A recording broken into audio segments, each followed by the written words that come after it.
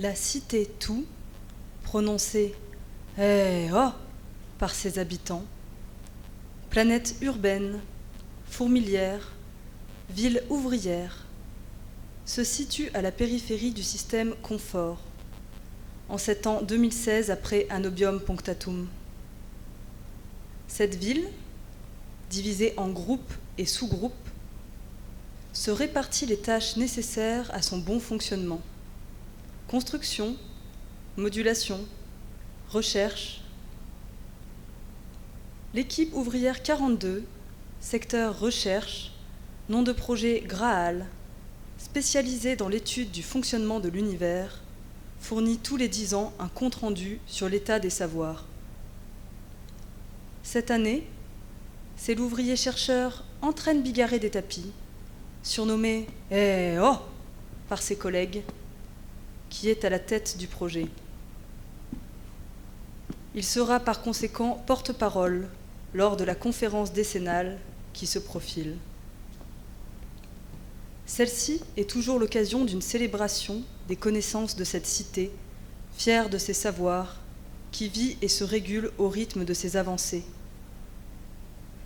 En effet, les règles de la cité sont déduites des découvertes scientifiques. C'est pourquoi cet événement décennal est heureux, mais aussi crucial. Il s'agit d'une véritable mise à jour des lois et termes en vigueur dans la société. 1 heure avant le début de la conférence, Entraîne répète son discours dans sa chambre. Mesdames et messieurs, chers collègues, Madame le doyen, pour aller droit au but, je voudrais vous entretenir aujourd'hui d'une question grave et essentielle, peut-être même inquiétante à première vue, celle de l'absence de centre. Je voudrais vous montrer que l'univers n'a pas de centre. Nous avons perdu ce Graal supposé. Bien sûr, ceux d'entre vous qui connaissent un peu de physique le savent depuis longtemps, mais je voudrais ne pas en rester à l'assertion dogmatique. Je veux vous montrer pourquoi il en est ainsi. Et surtout, je veux que nous en tirions les conséquences. Qu'est-ce que ça change ? Dans toute l'histoire de la pensée, la possible absence de centre que nos ancêtres envisageaient déjà quelques 2 millénaires auparavant a été associée à une chute, à une déchéance, presque à une peur panique, adossée à l'émergence d'un monde insensé. Il me semble au contraire qu'aujourd'hui, l'acentrisme serait un magnifique motif de réenchantement du réel, scientifiquement juste et politiquement fort.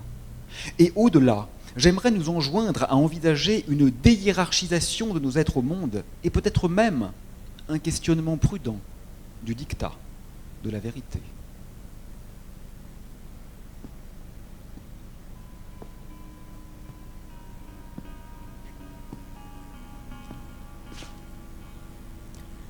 Il faut que je fasse attention. Il faut que je fasse attention parce que je sais que ça ne sera pas compris, que ça ne sera pas compris par tous. Mais après tout, à quoi bon s'exprimer si c'est pour se placer une fois de plus, une fois encore, une fois de trop dans la surenchère affirmatrice ? Je crois que le risque doit être pris parce que penser, c'est toujours tenter d'aller dans l'au-delà et l'inévident. Ce qu'il faut que je leur montre, c'est qu'il est possible qu'il n'y ait pas de centre. Et pour ça, je crois qu'il faudra recourir à la physique. Pourtant, le centre semble inévitable. Barycentre, centre de masse, centre d'inertie, centre d'effondrement. Curieux parfois, imprévu, mais manifestement omniprésent. Le centre, c'est peut-être aussi le lieu de convergence du regard panoptique depuis lequel le gardien de la prison monde scrute l'intime ou l'infime des détenus qui l'entourent. Il me faudra, je pense, en venir aux mathématiques. Ils savent bien qu'un segment a un centre. Sauf, bien sûr, si le segment devient infini. Alors le centre désexiste, tous les points ont le même statut. Ou sauf peut-être si je courbe le segment et que j'en fais un cercle.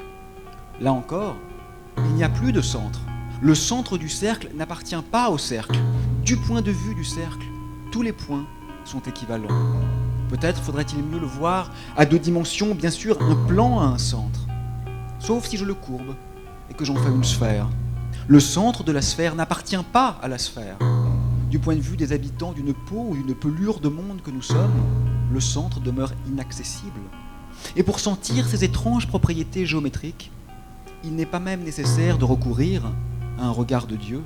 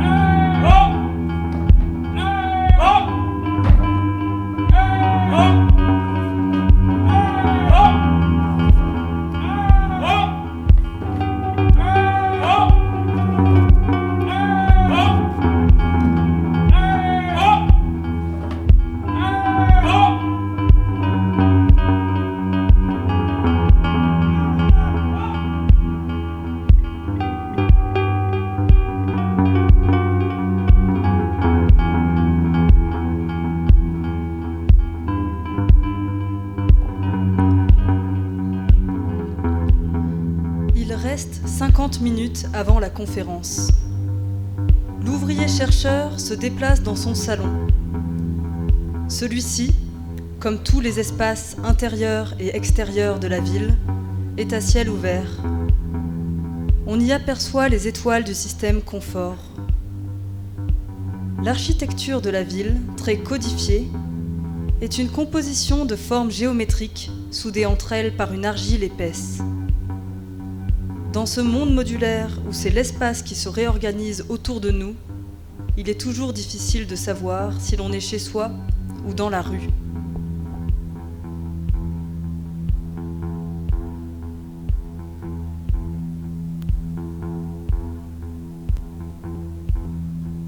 Mon discours porte sur l'espace. Mon discours porte donc sur la chute. Dans le vieux monde de Ligus Pratentis, qui est aussi celui du philosophe Larinus Turbanitus, il n'y a rien à dire sur l'espace. L'espace est un donné pur. Il est juste là. Il est a priori une forme transcendantale, disait-il. Il est comme une condition de possibilité. Mais depuis la révolution de l'Ixus Iridis, le statut de l'espace a changé. Il n'est plus que le lieu à partir duquel penser. Il peut devenir l'objet d'un discours et le sujet d'une étude. L'Ixus Iridis met en place une immense déconstruction qui va également constituer une considérable unification. Avant lui, le monde était constitué d'une part de l'espace et du temps en tant que constituants et d'autre part des champs physiques en tant que matière, le contenant et le contenu, l'espace et les objets. On connaît la démarche d'unification des interactions qui a effectivement porté ses fruits. Électricité et magnétisme d'abord, conduisant à l'interaction électromagnétique. Puis électromagnétisme avec la force nucléaire faible, ensuite, conduisant à l'interaction électrofaible. Mais la relativité générale met en jeu une unification plus radicale encore. L'espace-temps réintègre le giron des objets physiques. Il devient dynamique. Il est en évolution, il se courbe, il se distord et se distend eu égard à la présence des corps. En fait, l'espace devient un objet physique, comme les autres. Il n'est plus un donné pur. Il est en quelque sorte un conquis. Nous sommes des vaguelettes sur un raz de marée. L'espace est agi par son environnement et agit en retour sur lui. La matière dit à l'espace comment se courber et l'espace impose les trajectoires. à la matière.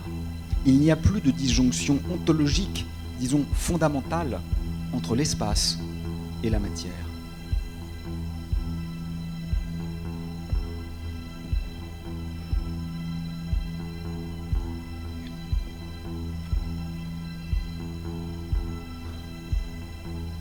Ce qu'il faudrait sans doute que je leur montre, c'est qu'il y a plusieurs manières de se déplacer à la surface d'un échiquier. Bien sûr, on peut déplacer les pièces, mais on peut aussi distendre le plateau de jeu, on peut le tordre, on peut l'allonger, et c'est ce qui est à l'œuvre dans l'univers. Je devrais peut-être leur dire que les galaxies s'éloignent sans bouger. Ils le prendront sans doute pour une provocation, mais peu importe. C'est la description la plus exacte et finalement la plus rigoureuse dont nous disposons aujourd'hui. L'éloignement des galaxies, ce n'est autre chose que le mouvement propre de l'espace en expansion. Finalement, nous avons troqué les forces pour les propriétés géométriques. Si notre satellite se meut autour de cette planète, ce n'est pas parce qu'une force l'attire, c'est parce qu'il se déplace en ligne aussi droite que possible dans un espace courbé par la gravité de notre astre. Et d'ailleurs, cette courbure, on la voit, si je lance un objet, il exhibe la courbure de l'espace. Ah, mais peut-être penseront-ils que si je le lance plus vite, la trajectoire est tendue et que donc la courbure est différente et que l'argument s'effondre. Mais ils finiront bien par comprendre et par sentir que ce n'est pas la courbure spatiale, c'est la courbure spatio-temporelle qui fait sens.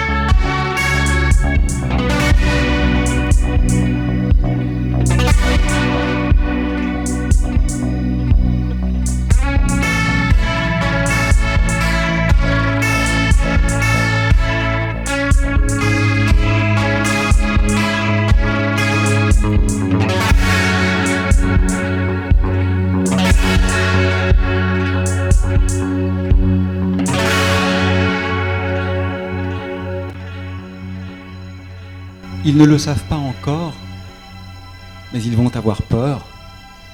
Ils vont avoir peur parce que ce que je leur annonce, c'est la perte du commun.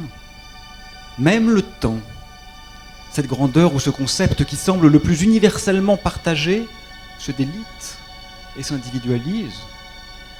Est-ce que j'ai le droit de leur dire ça? Oui, au nom de la vérité. Attention, la vérité c'est une chose sérieuse. Il faut s'y plier toujours. Il faut la respecter inconditionnellement. Mais il ne faut pas non plus faire semblant de savoir évidemment ce qu'elle est. Il ne suffit pas de l'arborer à la boutonnière pour s'y plier comme il se doit.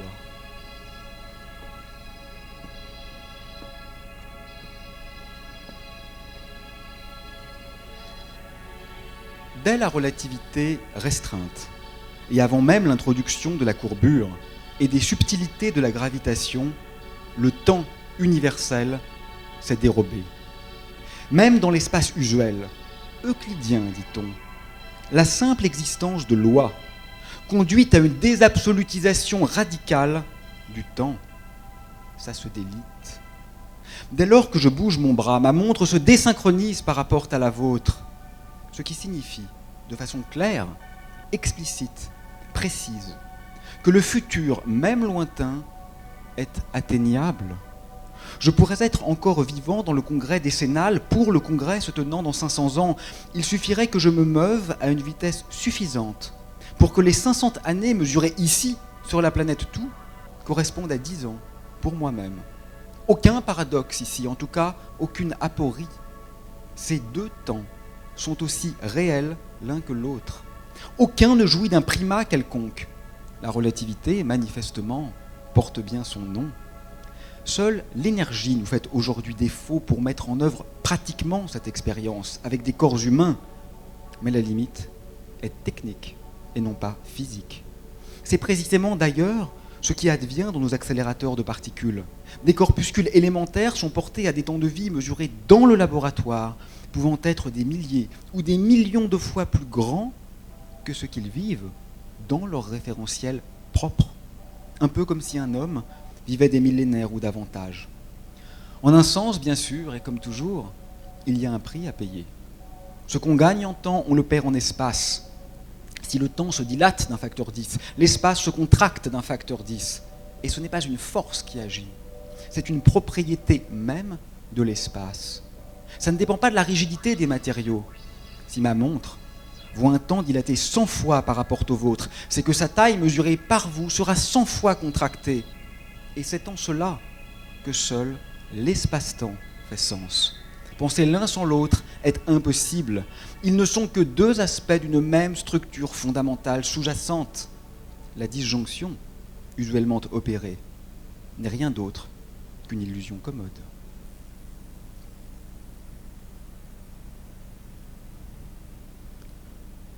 L'espace était mesurable et crissant, mais sans forme pénétrable.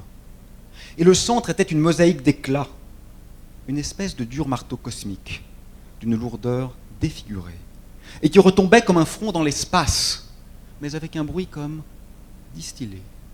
Et l'enveloppement cotonneux du bruit avait l'instance obstuse et la pénétration d'un regard vivant. Oui, l'espace rendait son plein coton mental, où nulle pensée encore n'était nette et ne restituait sa décharge d'objets.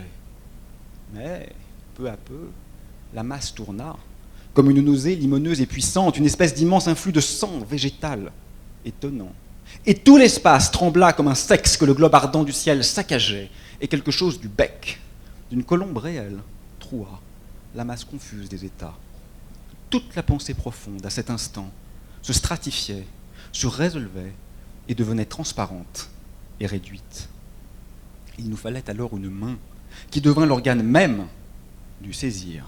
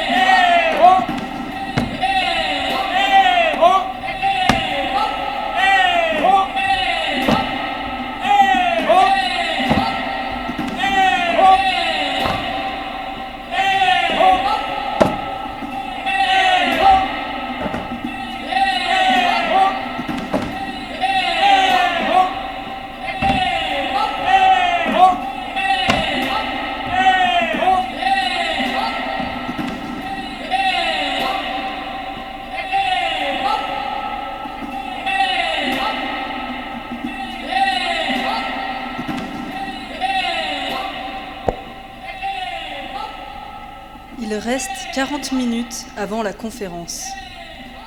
L'ouvrier-chercheur sort de sa maison et rejoint l'artère principale de la ville. La langue parlée à tout est univoque. Elle ne possède qu'un seul mot articulé, prononcé « Eh oh !» Ainsi, la devise de la ville, « Petite fourmi deviendra reine », se prononce elle-même « Eh oh !» Écoutez plutôt ces ouvriers chargés de la modulation urbaine qui conversent durant leurs travaux et scandent afin de se donner du cœur à la tâche.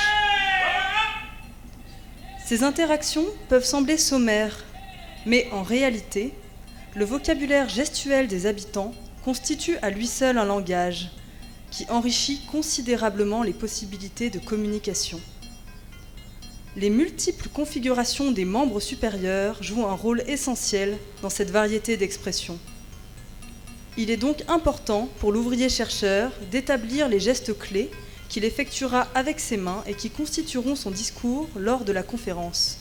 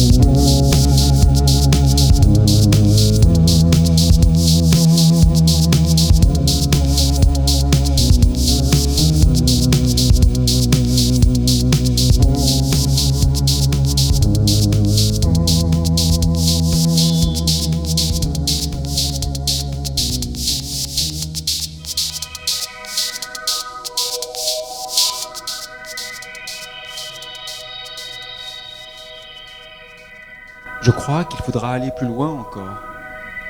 La relativité restreinte ne suffit pas. Il faudra que je leur montre qu'en relativité générale, même à l'arrêt, même sans mouvement, même sans aucune vitesse, le temps ne s'écoule pas à la même vitesse pour mes deux mains, simplement parce qu'elles ne sont pas à la même hauteur, simplement parce qu'elles ne sont pas à la même position dans le champ gravitationnel. le temps, ralentit dans une gravité intense. Il ne faudrait pas qu'il croie que c'est un effet d'horloge biologique ou de ressenti. C'est un effet réel, mesurable, observable. Enfin, réel, attention, c'est un mot piégé. Disons peut-être plutôt largement intersubjectif. On le voit, quand les ondes électromagnétiques passent à la proximité des astres massifs, effectivement, elles pulsent plus lentement. Et tout ça, toutes ces étrangetés, toute cette courbure, toutes ces dilatations et ces contractions, parce que la gravité est démocratique. Les corps tombent de la même manière, quelle que soit leur couleur, leur saveur, leur nature, leur composition. Tous subissent la même courbure.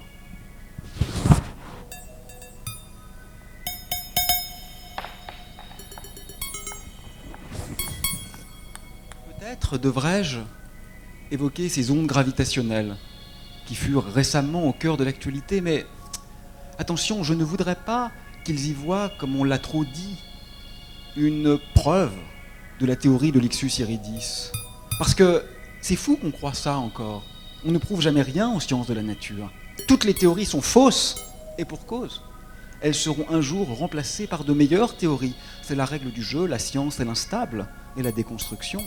D'ailleurs, pour prouver une théorie, il faudrait la confronter à l'infinité des expériences qui la mettent à l'épreuve et réaliser chacune d'elles avec une précision infinie. C'est doublement impossible. D'ailleurs, ce n'était pas même une découverte. Les ondes de gravité, on les connaissait depuis une quarantaine d'années. Mais ce qui est extraordinaire, c'est que pour la première fois dans l'histoire, nous étions doués d'un nouveau sens. Nous pouvions enfin voir le cosmos avec des yeux de géomètre. Au-delà de la diversité des visages, des ondes radiofréquences jusqu'aux rayons gamma, ce sont les vibrations intrinsèques de la trame géométrique de l'univers qui, enfin, nous devenaient accessibles.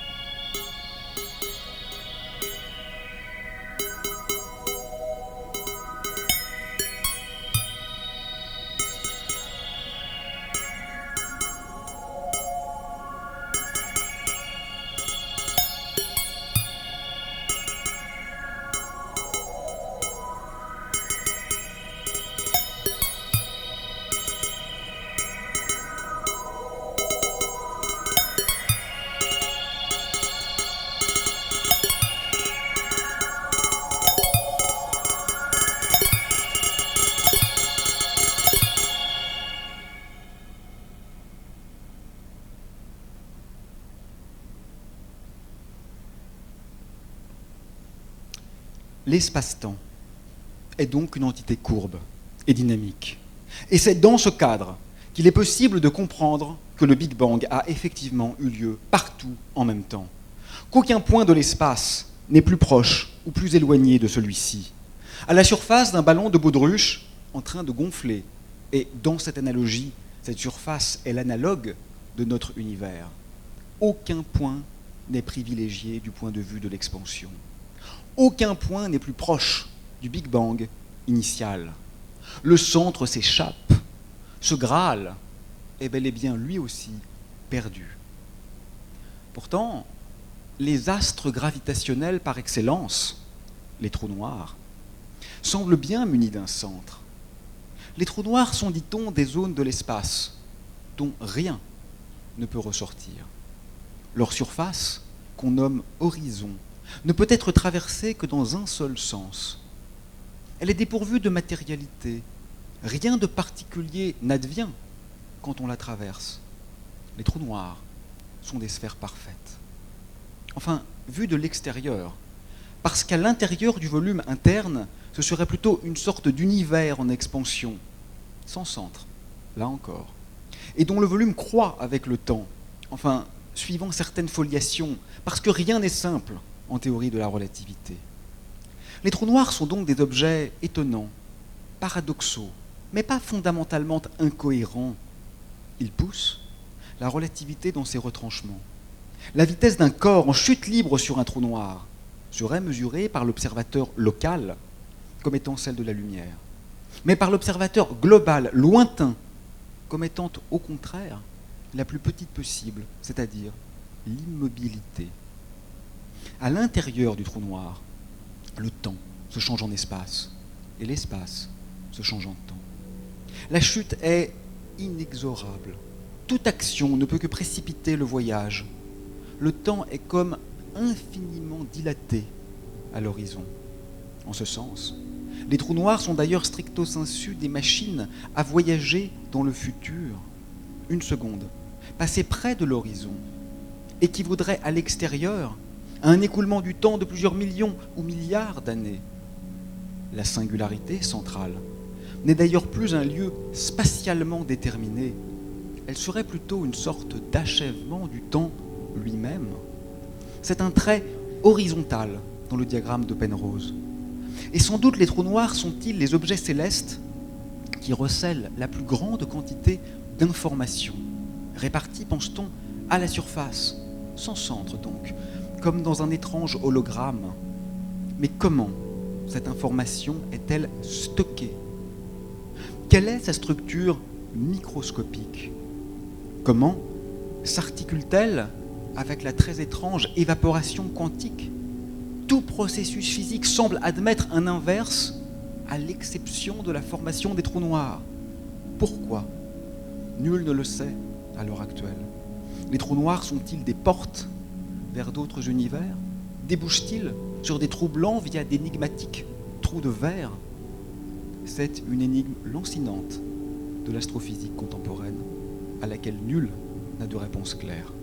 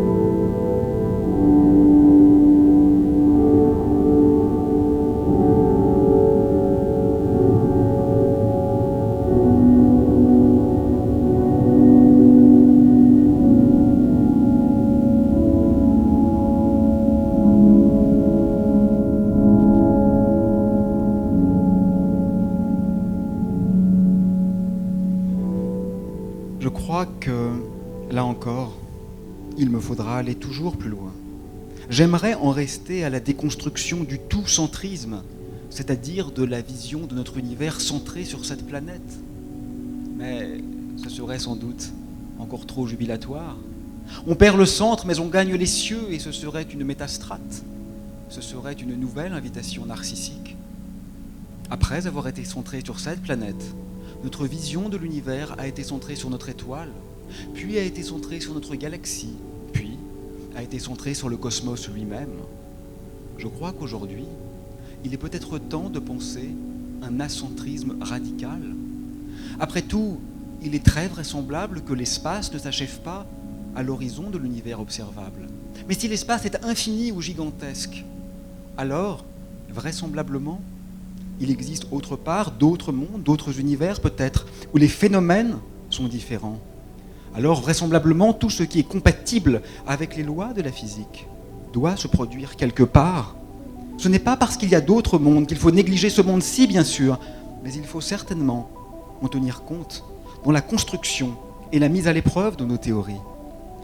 Et si l'on tient compte de l'étrange théorie des cordes et de l'inflation cosmologique, alors les choses sont plus radicales encore, alors ce sont les lois elles-mêmes qui peuvent varier, alors c'est bien au-delà de nos capacités cognitives qu'il faut aller, alors l'imagination ne suffit plus à penser ces mondes à 7 dimensions, ces mondes sans temps, ces mondes sans étoiles, ces mondes où même les régulateurs diffèrent.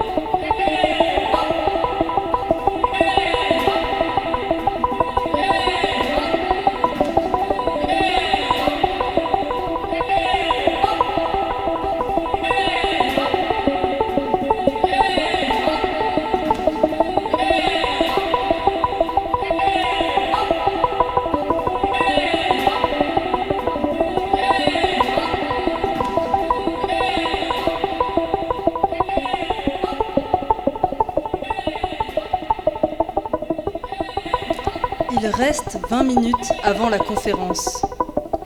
L'ouvrier chercheur fait un détour par les docks, en marge de l'artère qui mène au grand hall. Il regarde les débarquements de marchandises. Les chercheurs sont des ouvriers comme les autres. Ils construisent et modulent.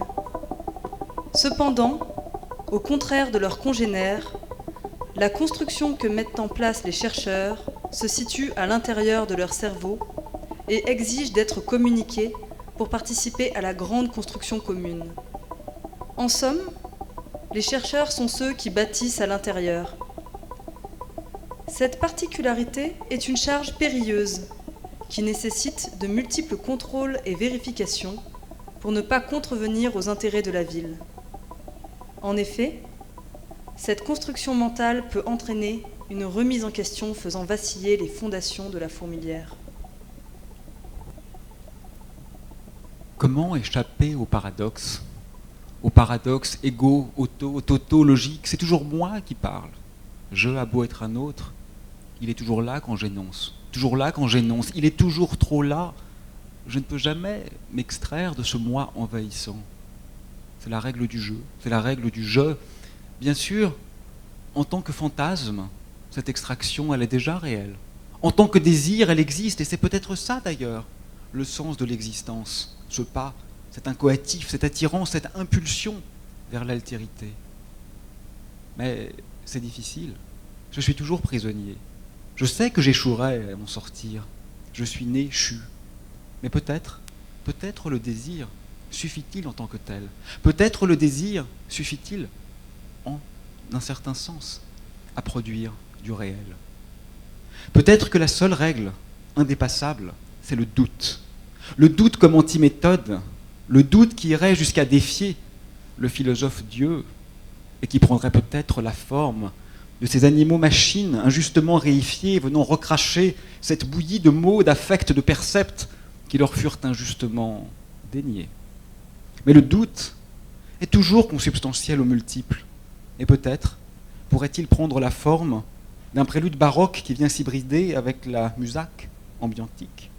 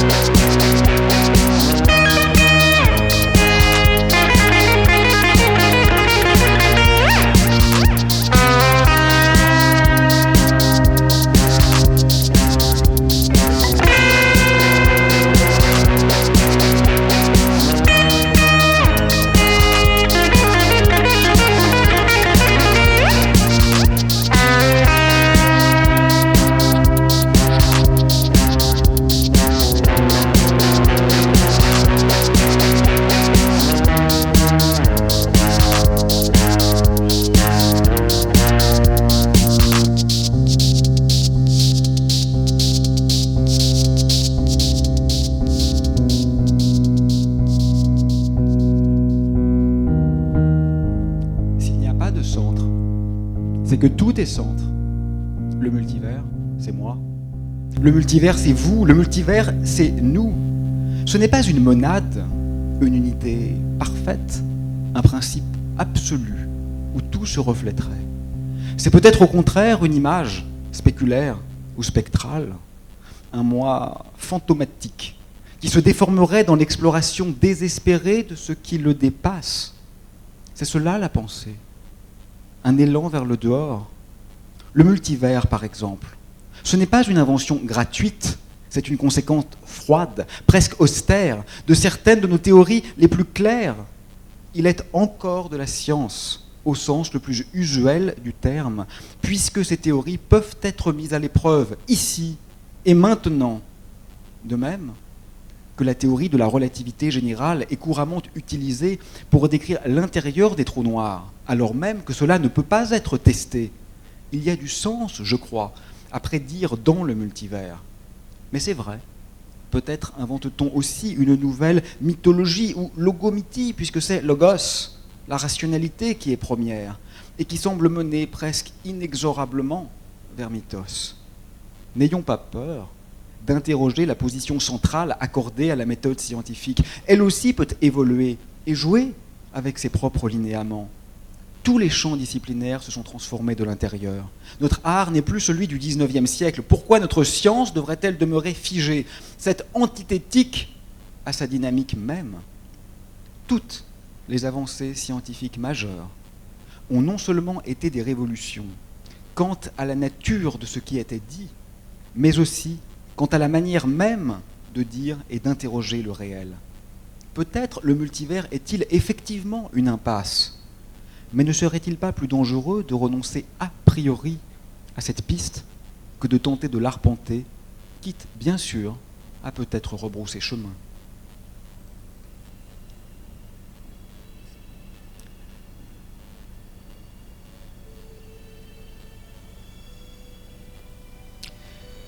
Ça vient d'où tout ça?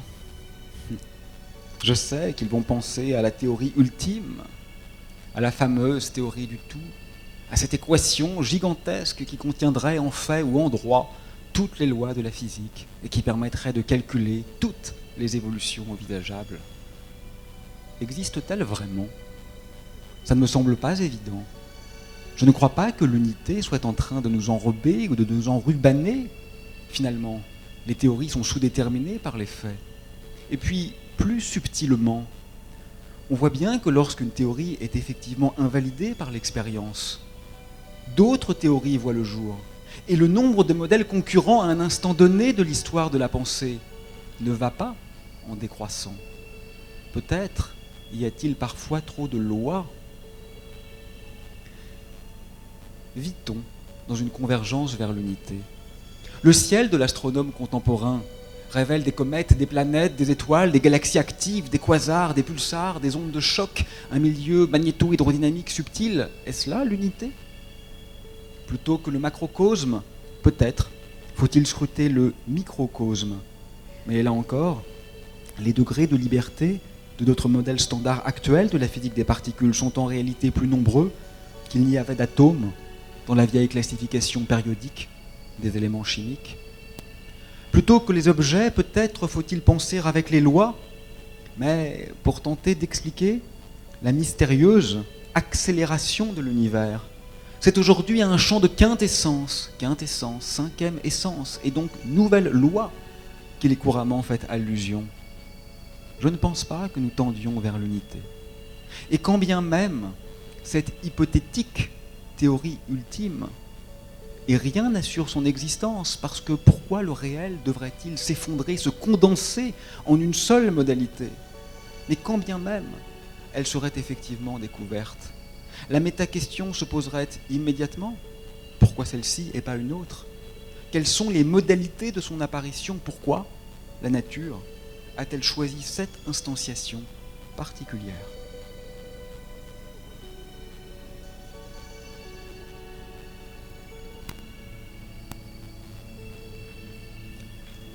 Notre histoire est celle des mythes de l'un et de l'ordre. L'unité, comme image de la perfection, a été notre maître fantasme, véhiculé par toutes les grandes religions monothéistes et par toute la tradition métaphysique. Et dès lors que le multiple menaçait, la mise en ordre était invariablement opérée. Balancement de l'unique et de la loi.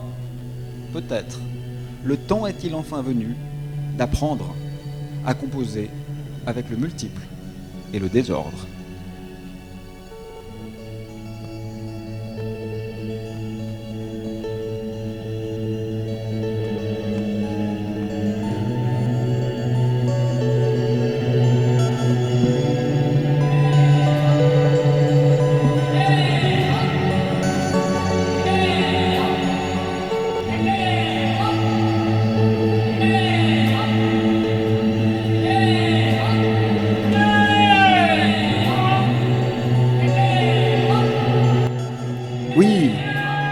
Oui, je sais, je vais y aller. Oui, c'est pour bientôt, mais je ne sais pas si je peux le faire. Oui, bien sûr, c'est trop tard pour renoncer. Je sais que je vais le faire, mais c'est compliqué, tu sais. C'est compliqué parce que je me dois une certaine objectivité et en même temps, je ne peux pas renoncer à être ce que je suis. Ah non, non, ne me demande pas d'assumer. J'assume jamais, moi. Le porte-à-faux, c'est mon être au monde, je ne sais pas faire autrement. Ce qui m'intéresse, c'est de faire de nous des SDF de la pensée. Ce qui m'intéresse, c'est de nous déterritorialiser. Ah, je sais, je suis pénible avec mes mots qui existent à peine. Mais je ne peux pas faire autrement. Je ne peux pas et j'ai peur. J'ai peur parce que toute pensée qui ne produit pas d'amour m'ennuie. Et ça, je crois que je vais échouer.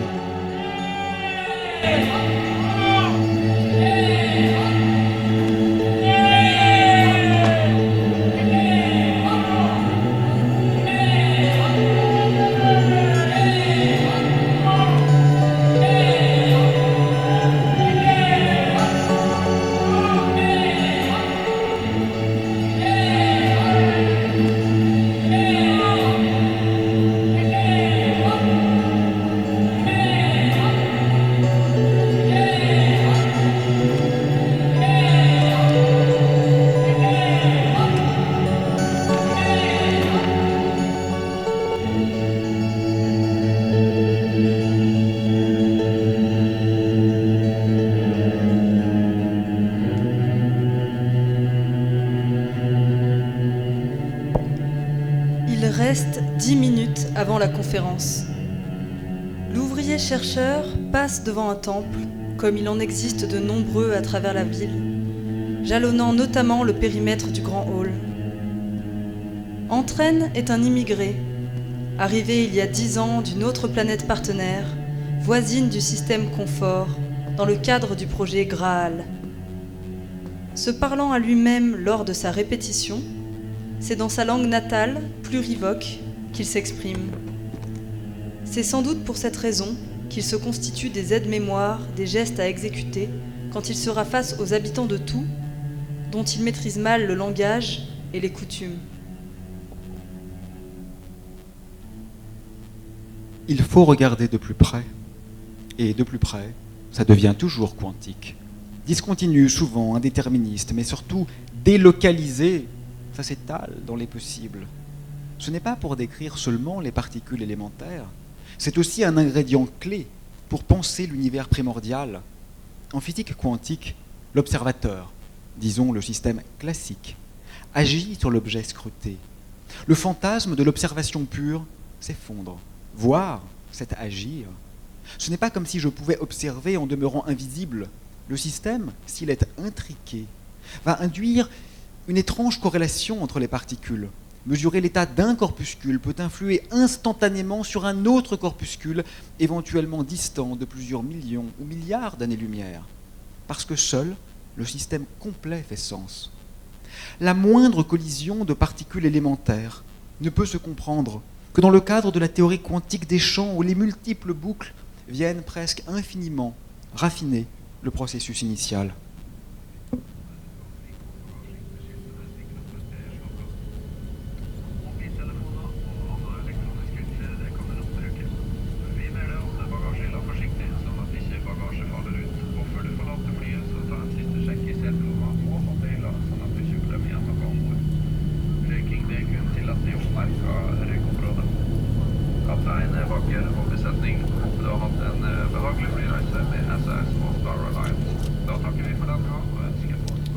Et là encore, une nouvelle fois, vraisemblablement, le multivers menace, plus accentué que jamais.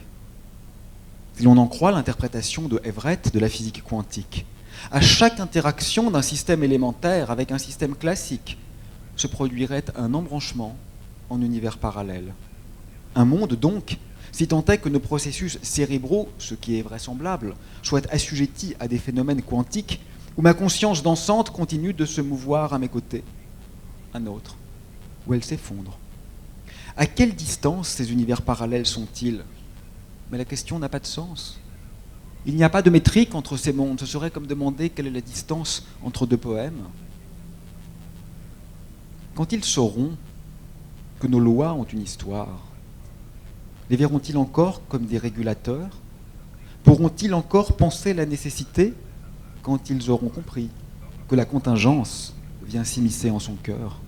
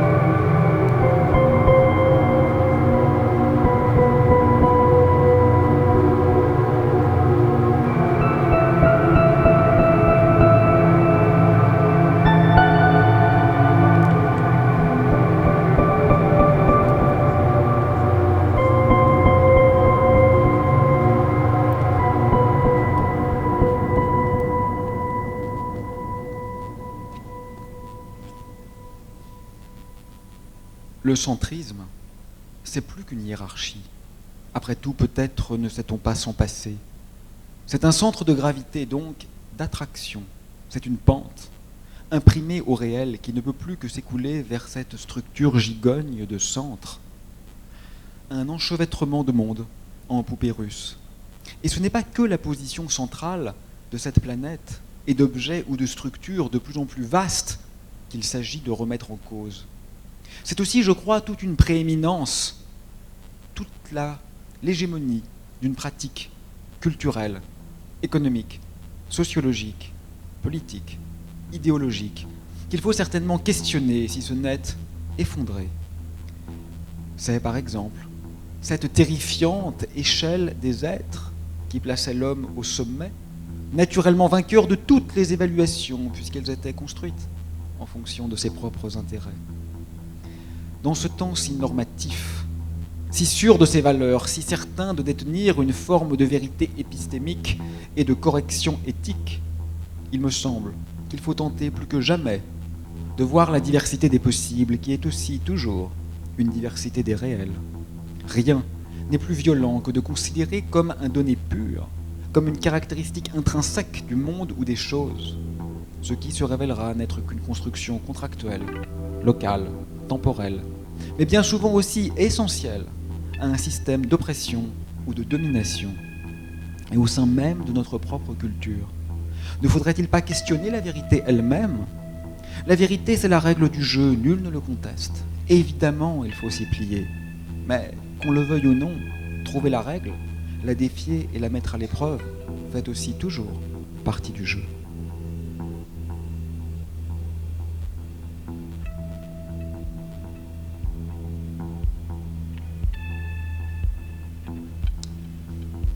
Bien sûr, j'ai peur. Bien sûr, je suis vulnérable, parce que je sais que ça ne sera pas compris. Ça n'est jamais compris par tous. Je sais que certains penseront qu'un scientifique qui invite à questionner les régimes de vérité, c'est comme une invitation à un relativisme nihiliste. Pourtant, c'est exactement de l'inverse qu'il est ici question. D'une attention redoublée aux non-dits, aux petites choses, aux oubliés de la tradition, aux frontières et aux linéaments. Je sais que le recours aux métaphores angoissera. Je sais que les frôlements entre physique, philosophie et poésie inquiéteront. Mais ils finiront bien par comprendre que ce n'est pas une offense, mais un honneur. Ils finiront bien par comprendre que le pire survient toujours quand une société cesse de s'interroger sur ses modes de production de connaissances et confond ses constructions temporelles avec des vérités éternelles. Il n'est pas question que de décrire le réel. Ce qui compte, c'est aussi de produire du réel. Et tant pis si nous échouons. Nous aurons tenté le don de doute.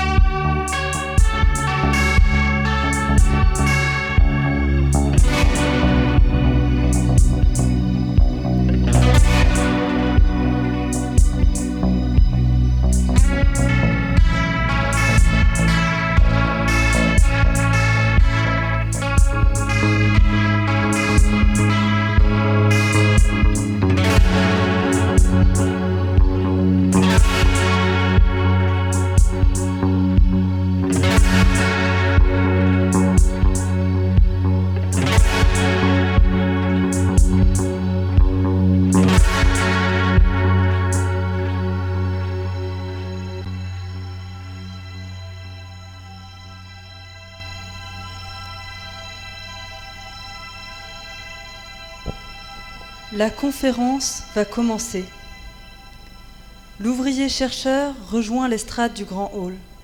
« Eh oh !» s'écrie l'assemblée.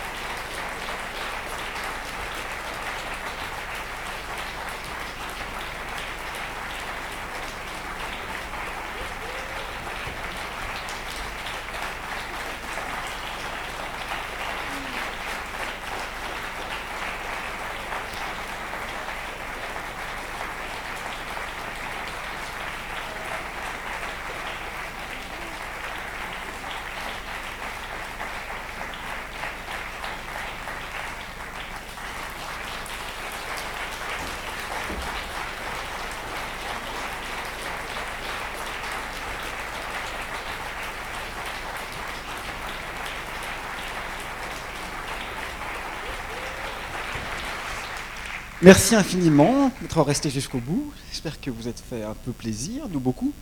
Alors, on a presque fini, mais pas tout à fait. D'abord, je voudrais vous dire quand même que Ligus Pratentis, c'était Newton, que Larinus Turbanitus, c'était Kant, je trouve que ça lui va très bien, et que Lixus Iridis, bien sûr, c'était Einstein. Et le texte récité, c'était Antonin Artaud, extrait de l'Ombilique des Limbes. Je profite juste quelques secondes du privilège absolument arbitraire et scandaleux qui m'est donné par la possession du micro pour dire un petit mot très bref de mes acolytes et affidés. À la lumière, Mathieu Allec, qui est étudiant en régie lumière du spectacle. Il s'est emparé à bras le corps de ce spectacle, il a fait un travail incroyable et je te remercie infiniment, Mathieu, pour ta générosité, ta disponibilité et ton inventivité.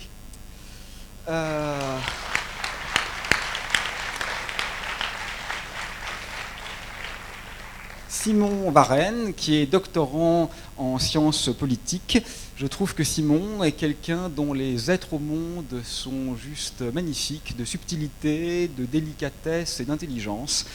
Et je voudrais te remercier, Simon, pour m'avoir montré qu'un certain mode d'expression qui me semblait inaccessible ne l'était peut-être pas tant que ça, et finalement pour avoir fait douter le metteur en doute.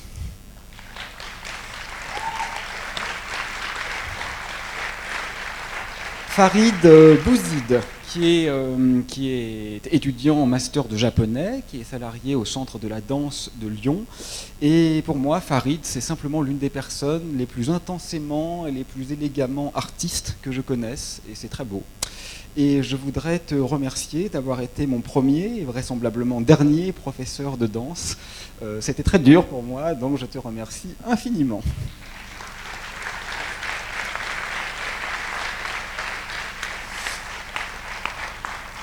Et Lucille, bienvenue. Lucille, donc, qui est étudiante en master de cinéma, diplômée des Beaux-Arts, l'initiatrice de ce spectacle. Lucille, c'est un manifeste de vérité indomptable, elle toute seule. C'est quelqu'un d'assez incroyable au niveau de la créativité, de l'authenticité et de l'audace, pour reprendre un mot qu'elle aime tant. Et je te remercie, Lucille, de m'avoir donné un peu du regard de fougère de Nadja, avec en plus ce petit quelque chose de cosmique qui n'appartient qu'à toi. Merci.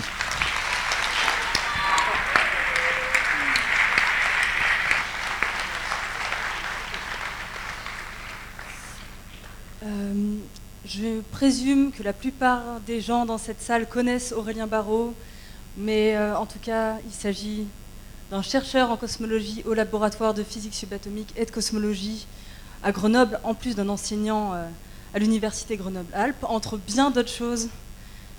Et personnellement, j'ai connu Aurélien par ses livres, donc je me contenterai de dire, oui, il est très maladroit aussi, mais ça contribue au charme, sans aucun doute.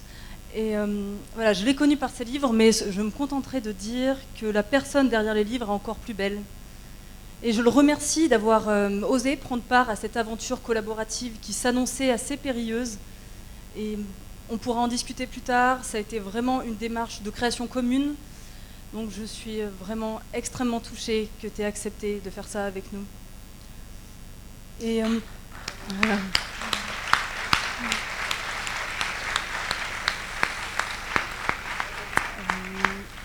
Donc pour la suite des événements, on voudrait vous proposer 20 petites minutes d'échange si ça vous intéresse, pour que vous puissiez poser les questions concernant la cosmologie si vous le souhaitez, mais aussi concernant la création du spectacle, éventuellement. Et par la suite, une petite buvette va être mise en place juste devant la salle. Voilà, nous pourrons alors discuter de manière plus informelle autour d'un verre. Et n'hésitez pas à participer à cette buvette à la hauteur de votre appréciation du spectacle pour pouvoir lui permettre de continuer à vivre si vous lui souhaitez. Merci à tous.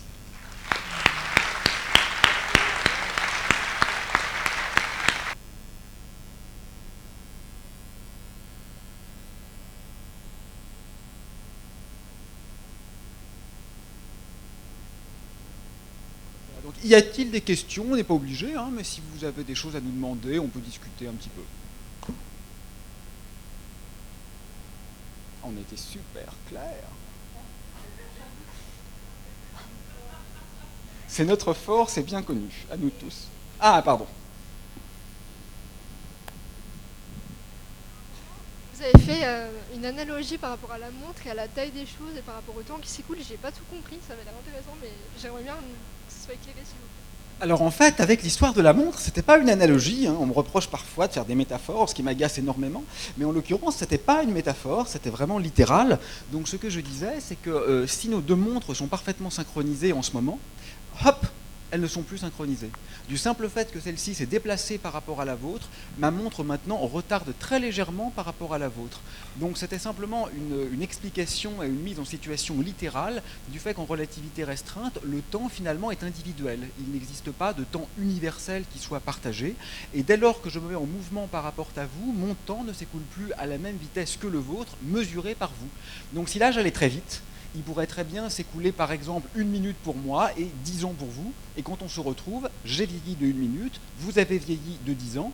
Et la mauvaise question serait de se demander, mais en vérité, s'est-il passé 10 minutes ou 10 ans? Eh bien, en vérité, les deux sont corrects. Voilà. Et ce sont des effets qu'on mesure, hein, on les mesure très bien pour des particules élémentaires. Voilà, c'est pas de la physique spéculative.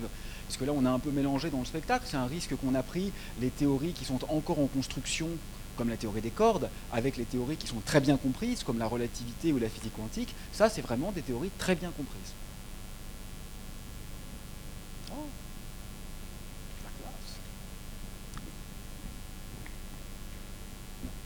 Oui, vous avez parlé d'ondes gravitationnelles et d'un phénomène qu'on aurait observé récemment, et je voulais en savoir un peu plus.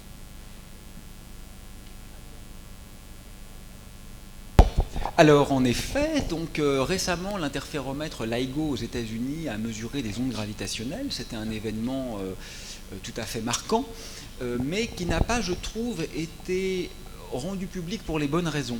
Donc il y a eu deux mauvaises raisons de le rendre public. La première, c'était la découverte des ondes gravitationnelles. Donc ça, c'est pas vrai. On les a découvertes il y a 40 ans. Il y a eu un prix Nobel donné il y a 20 ans pour la découverte des ondes gravitationnelles. Donc je pense que c'était un mauvais argument. Le second mauvais argument, c'était de dire qu'on avait ainsi prouvé la théorie d'Einstein. Vous savez qu'il y a un colloque de physique où j'étais il y a une quinzaine de jours, et devant mes collègues, j'ai dit l'Ixus Iridis. Donc il faut vraiment que je fasse attention à quand même revenir au non réel. Et donc, et ça c'est évidemment faux, parce que ce n'est pas d'abord une prédiction particulièrement sensible de la théorie d'Einstein, c'est une prédiction parmi beaucoup d'autres, qui avait déjà été corroborée par l'expérience, et de toute façon, on ne peut jamais prouver aucune théorie en sciences de la nature. Donc ça, je trouve que c'était les deux mauvaises manières de mettre en avant cette découverte, mais il y en a une très bonne, bien sûr, c'est qu'on dispose d'un nouveau sens. Il y a vraiment une nouvelle fenêtre qui s'ouvre sur l'univers. Suivant la manière dont on regarde le cosmos, on voit apparaître des visages qui sont radicalement différents, qui sont souvent incommensurables les uns avec les autres, qui révèlent des processus cosmiques d'une richesse absolument insoupçonnée. Et là, pour la première fois dans l'histoire, on va pouvoir vraiment sonder l'univers avec des yeux de géomètre. Donc ça, c'est quelque chose d'extraordinaire. Et je dirais même que c'est la première fois, non pas qu'on voit des ondes gravitationnelles, à mon avis, mais qu'on voit une coalescence de trous noirs. Et ça, c'est un phénomène qui est juste sidérant de beauté.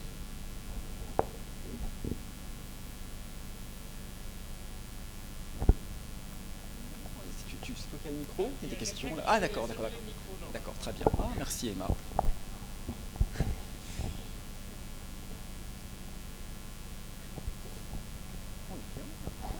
Pourquoi Farid n'est pas là?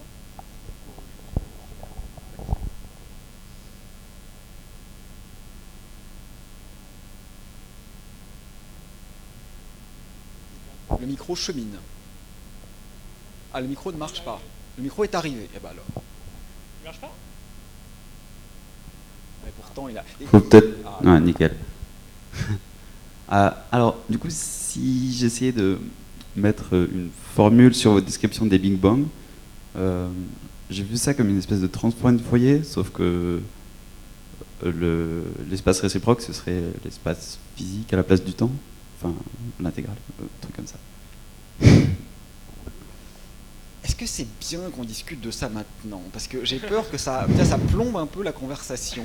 Parce que Ouais. après, là, tu vois. Donc, je te proposerais volontiers qu'on en parle à la buvette. En plus, ça m'arrange bien parce que j'ai rien compris à la question. Donc là, tu vois, je fais comme si en fait je pourrais faire une réponse très savante et que du coup, pour être poli, je la reporte. Donc c'est super, on fait comme ça. Ça roule.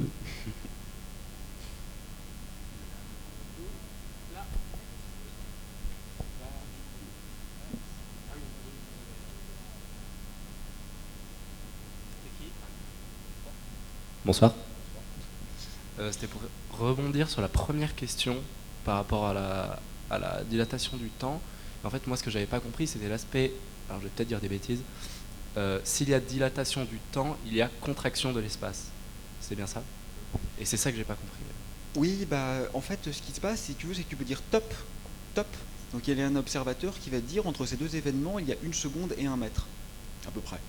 Mais un autre observateur qui est en mouvement, lui, il va pouvoir dire non, en fait, il n'y a pas 1 seconde et 1 mètre. Il y a 10 secondes et 1/10 de mètre. Ou il y a 100 secondes et 1/100 de mètre. Donc en fait, on fait une sorte de rotation, tu vois, dans l'espace-temps. Tu as l'espace, tu as le temps. Et en fait, tu peux, quand tu te déplaces, ça revient à tourner dans l'espace-temps. Donc tu peux troquer du temps pour de l'espace et troquer de l'espace pour du temps. Et en fait, c'est un peu comme si tu avais un cylindre et puis quand tu le tournes comme ça, soit tu le vois en tant que rectangle, soit tu le vois en tant que disque. Mais en fait, l'entité fondamentale réelle, c'est le cylindre. Et dans cette analogie, c'est l'espace-temps. Je reprécise juste, je suis ravi de vous parler, mais voilà, il y a une super production musicale, il y a une production d'images, et vous pouvez aussi nous interroger sur ce qui n'est pas strictement scientifique. Vous pouvez, pas obligé. Faites ce que vous voulez. Ça tombe bien parce que j'avais une question. Je voulais savoir au niveau de justement de comment vous avez réussi en fait, parce que c'est pour moi c'est des théories qui sont assez complexes et je voulais savoir comment au niveau de notamment l'aspect de la matière et tout, des matériaux utilisés, de la musique, de l'argile, comment vous avez eu cette idée là en fait, comment ça s'est matérialisé. À vrai dire, on s'est assez vite rendu compte qu'on n'allait pas pouvoir faire de l'illustration et que c'était de toute manière pas ce qu'on souhaitait, puisque notre but était que les disciplines artistiques ne soient pas au service du propos scientifique, mais qu'il y ait une vraie égalité entre ces disciplines. Donc en un sens, ça a réglé le problème d'une question de vulgarisation pointue qui aurait été assez complexe. Donc finalement, parce que c'était mon intention initiale de faire de la vulgarisation effectivement illustrée, qui soit scientifiquement le plus juste possible. Et voilà, finalement, ça a été... la plupart des idées ont émergé à l'intérieur de la collaboration, puisque cet été, on a fait 1 mois et demi de résidence, la plupart du temps ensemble. Et donc, c'est davantage l'univers qui a apporté des envies visuelles et qui ont été mises en relation avec le propos, plutôt qu'une réflexion directement appliquée sur l'illustration d'un propos.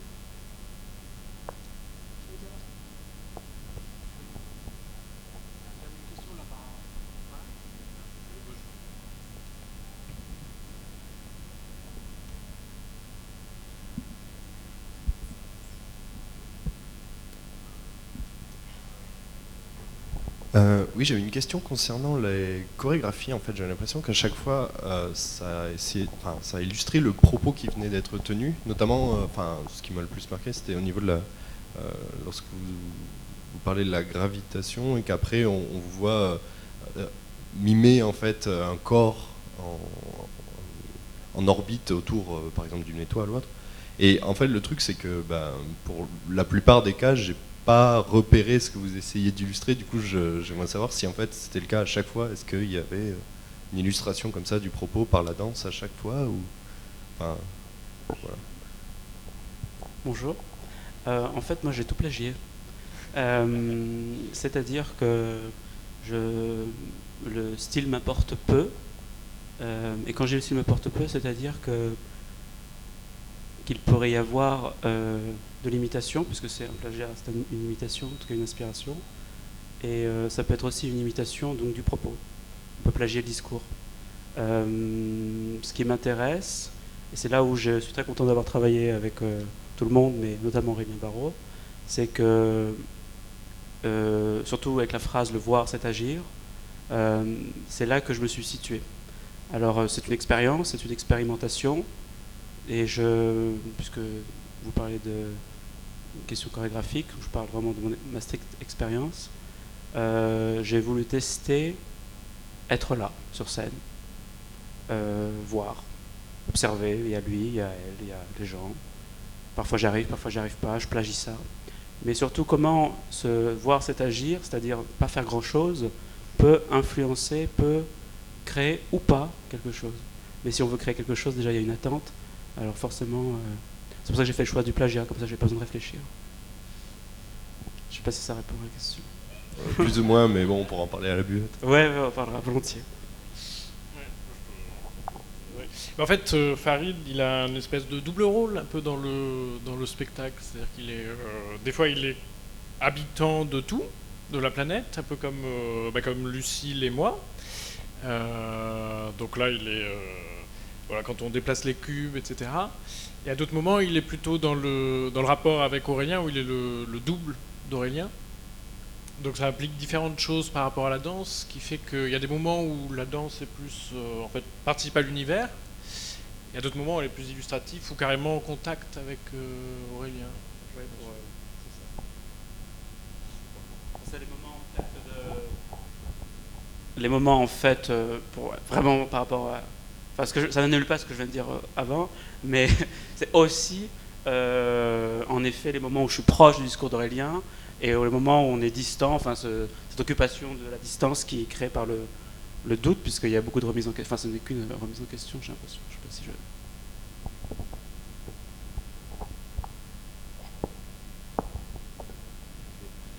Oui, j'aurais 2 questions.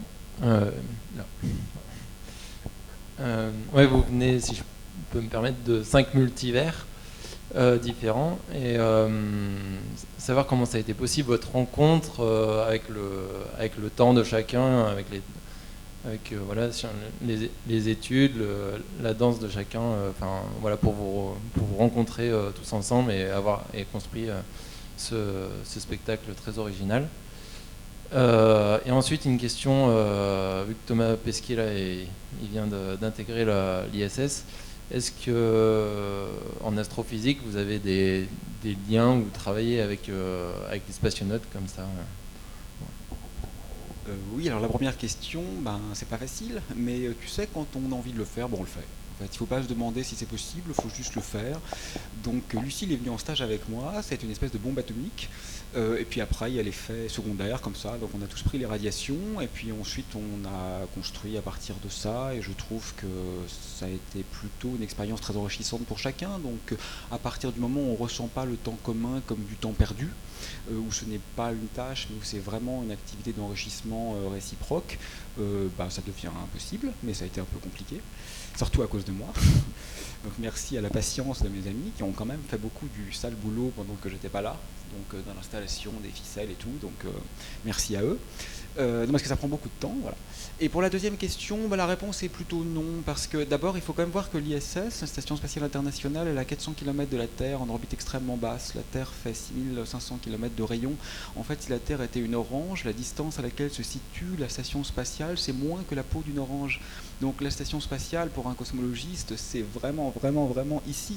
Et même une autre planète, ça serait encore ici. Et même une autre étoile, ça serait encore ici. Parce que pour la problématique qui nous intéresse, pour nous, les particules élémentaires sont les galaxies. Donc l'ISS, c'est vraiment une proximité absolue avec nous. Donc c'est très beau au niveau symbolique, c'est très impressionnant au niveau technique.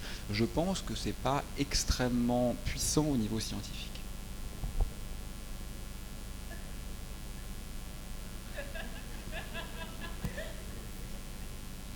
L'UGA ne participe pas à l'ISS. Ça va, je suis politiquement correct.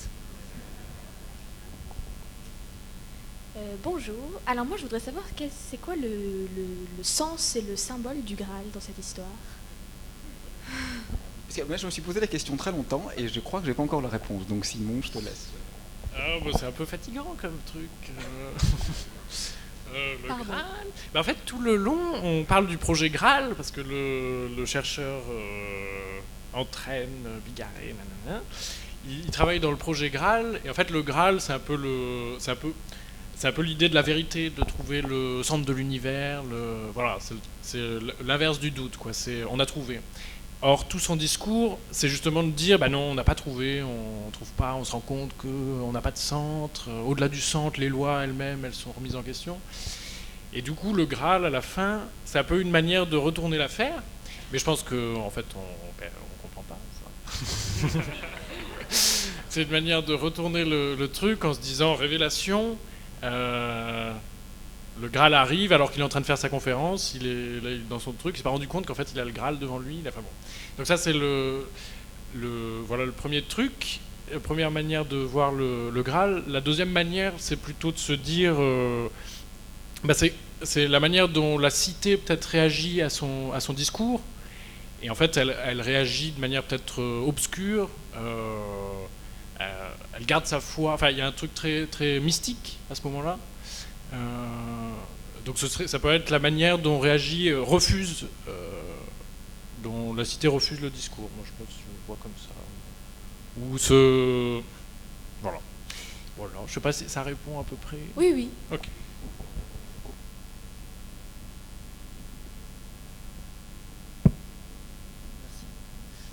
Bonsoir, moi j'avais une question un petit peu provoque pour enchaîner avec le Graal. Donc j'ai bien aimé tout ce que vous nous avez raconté sur le centre, la fin du centre, cette invitation poétique à réfléchir sur voilà, à vivre la fin de ce centre et des lois qui l'accompagnent, etc. Comment vous arrangez ça avec la contradiction que représente le fait d'être sur une scène et donc de se mettre au centre d'une attention, donc de l'attention des spectateurs qui sont venus vous voir.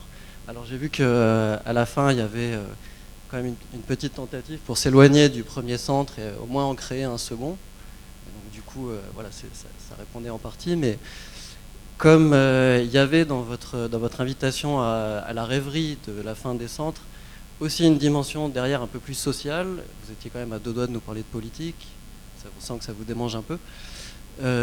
Du coup, voilà, comment vous articulez tout ça et qu'est-ce qu'on peut faire de cette contradiction-là, justement, qui est le fait de se dire, ok, on peut vivre de manière très radicale la fin des centres, mais pour le faire, il faut en parler et donc se mettre dans une forme de centralité. Peut-être chacun de nous peut faire une réponse très très rapide. Vous avez parfaitement raison, on est absolument conscient de ça. C'est un petit peu comme le paradoxe du relativisme, dire tout est relatif est en fait une proposition absolue, donc autocontradictoire, et bien sûr on le sait. Et ce qu'on a essayé précisément, c'est d'assumer nos contradictions, mais sans pour autant s'en gargariser, parce qu'il peut y avoir aussi une sorte de narcissisme de l'autocontradiction qui devient peut-être une mauvaise poésie. On a essayé de pas trop le faire. Donc en fait l'idée c'était justement, alors évidemment c'est un peu facile de dire que le spectateur participe, parce qu'on peut le dire de façon absolument générique de n'importe quelle création, et tout bon écrivain dit que son lecteur est co-auteur, mais j'espère que là c'est un tout petit peu plus vrai que d'habitude, parce que justement ce qu'on a tenté de faire, c'est d'être dans l'inachevé, dans un propos qui lançait quelque chose et qui n'avait aucune signification s'il n'était pas poursuivi, et poursuivi par le récipiendaire. Donc si ça a fonctionné, c'est comme ça qu'on a essayé d'échapper un peu à la contradiction, tout en étant conscient et en assumant cette difficulté intrinsèque.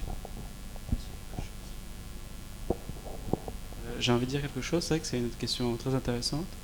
Mais alors, imaginons que nous ne soyons pas sur scène et que nous soyons hors scène ou éclatés, et on se dirait ah bah vous voyez, on n'est pas dans le centre. Est-ce qu'on répondrait à ces questions? Est-ce qu'on répondrait à ces doutes? Est-ce que le seul fait de ne pas aller sur scène prouverait, montrerait, rendrait effectif le sujet du centre ou du non-centre, tout ça? Et je pense, je ne sais pas pourquoi la réponse qui me vient à ce niveau-là, je pense aux artisans. Et je sais pas pourquoi je pense à cette dichotomie très occidentale artisan-artiste, où vous êtes artisan, nous on est artistes. Mais je pense beaucoup aux artisans. J'ai une image d'un japonais qui me vient, qui ça fait 90 ans, qui fait la même chose, qui fait la même chose, qui fait la même chose. Et en fait, on pourrait se dire, il répond à aucune question, il ne poursuit pas son discours, il ne transforme rien, parce qu'il fait la même chose, si on pense en termes de produit. Mais quand on regarde presque de manière microcosmique, le même produit qu'ils font depuis 500 ans, on voit, d'ailleurs il y a des trucs, je ne pourrais pas dire, mais on voit que l'intérieur, chaque grain, chaque micro-partie est travaillé et tout ça. Et au fond, il n'a rien fait de nouveau, il a juste fait la même chose, mais il a su coudre à l'intérieur. Donc, bon, nous, on n'a pas eu 50 ans de répétition, on s'est vu 2 semaines, je crois, 3 semaines. Mais ce que je veux dire, c'est qu'on n'est pas aussi obligé pour répondre à un propos de le faire stricto sensu, de mon point de vue. Après, on arrête ça. Mais c'est vrai que c'est très intéressant. Moi, ce que j'aimerais dire, parce que c'est une question qui me tient énormément à cœur, et je trouve que c'est toujours très problématique, les questions de participation. Et pourtant, on ne peut juste pas abandonner cette question. Ce que je me dis par rapport à ce spectacle, puisqu'avec Simon, on en a longuement conversé, le fait que nous, on ne supporte pas d'être directement mis dans une situation de participation forcée, par exemple, à l'intérieur d'un spectacle, qu'on trouve qu'au contraire, que la domination est encore plus forte, et que ce n'est pas du tout une manière réelle de déhiérarchiser. Donc en fait, à mes yeux, ce spectacle-là, c'était plutôt une invitation pour dire, cette fois-ci, c'est nous qui sommes effectivement centraux, mais la prochaine fois, je vous souhaite de vous mettre vous-même à cette place si ça vous intéresse, dans le sens que nous-mêmes, on était de milieux très différents, d'âges très différents, et on a trouvé la possibilité de se réunir. Et la démonstration, elle était aussi, surtout pour moi, en plus qui ai fait un bac L, qui n'a absolument aucun bagage scientifique, de montrer qu'en tant que néophyte, on avait le droit et tout intérêt à s'intéresser à un domaine qui n'est pas nôtre, et à briser cette idée qu'il y a un statut d'expert et qu'il n'y a que l'expert qui a le droit de prendre la parole.